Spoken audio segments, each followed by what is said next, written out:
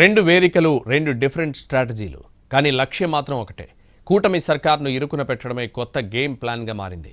రాష్ట్రంలో శాసనమండలి, దేశ స్థాయిలో పార్లమెంట్. ఈ రెండింటినీ సమాంతరంగా ఉపయోగిస్తూ కూటమిపై రాజకీయంగా ఒత్తిడి పెంచే దిశగా డబుల్ అటాక్ వైసీపీ ప్లాన్ చేసింది.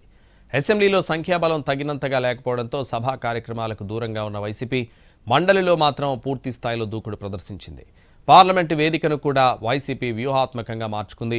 రాష్ట్రంలో జరుగుతున్న దాడులు, అమరావతి అప్పులు, శాంతి భద్రతల అంశాలను జగన్ దిశానిర్దేశంతో వైసీపీ ఎంపీలు పార్లమెంట్లో లేవనెత్తారు. ఇది కొత్త వ్యూహం కాకపోయినప్పటికీ జాతీయ స్థాయిలో తమ పార్టీ వాయిస్ను వినిపించడంతో రాష్ట్రంలో జరుగుతున్న పరిణామాలను వైసీపీ ఏకరువు పెట్టగలుగుతుందని విశ్లేషకులు భావిస్తున్నారు.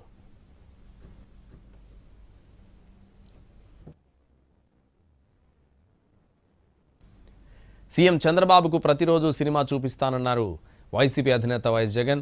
ఏపీ ప్రజలకు మంచి రోజులు రాబోతున్నాయని హామీ ఇచ్చారు. ఎన్నికలకు ముందు ఏడాదిన్నర పాటు తన పాదయాత్ర జరుగుతుందని వెల్లడించారు వైఎస్ జగన్. రాబోయేది మంచి రోజులు. చూస్తా కన్ను మూసుకొని కన్ను తెరిచేసరికి 2 ఏళ్ళు అయిపోయింది. ఇక మిగిలిండేది కేవలం 3 సంవత్సరాలు. ఈ 3 సంవత్సరాల్లో కూడా ఇంకా 1.5 సంవత్సరం ఇలా గడిచిపోయింది అంటే ఆ తర్వాత ఎలాగో చివరి 1.5 సంవత్సరం నా పాదయాత్ర కూడా ఎలాగో జరుగుతుంది.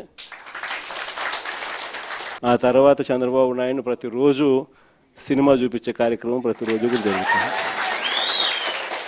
కాబట్టి చంద్రబాబు నాయుడు గారు చేసే ఈ రెడ్ బుక్ పాలనైనా, చంద్రబాబు నాయుడు చేసే ఈ అన్యాయాలైనా ఇక టైం దగ్గరకు వచ్చింది.